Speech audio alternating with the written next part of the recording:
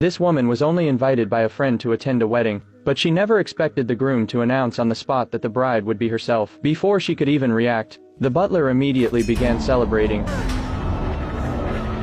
Jenny was so shocked by the scene in front of her that she almost fainted, but everyone at the table remained completely calm. It wasn't until all the guests showed their sharp fangs that Jenny realized everyone in the manor was a vampire. Jenny immediately wanted to leave, but as the bride, David would never let her go. To calm her down, they locked her in a coffin and nailed it shut. Despite screaming all night, no one could hear her until the next morning. A beam of light shone through. It was the housekeeper who had come to save her. The housekeeper told Jenny that her blood was a rare type, if he and she exchanged each other's blood, and that the Vampire King could become immortal and infinitely powerful. Jenny then remembered that she had donated blood a few days ago, so all of this was a conspiracy to find a rare blood type. She desperately ran to a small cabin at the foot of the mountain, but inside were the bodies of several maids. Hearing footsteps approaching, she quickly hid under a table and held her breath. The housekeeper who had helped her earlier had already been killed by a man. Taking advantage of the man's momentary distraction in the corner of the room, finally escaping to the town. There, an elderly couple lived. Jenny quickly hid in their home, and the kind grandmother made her a cup of hot tea,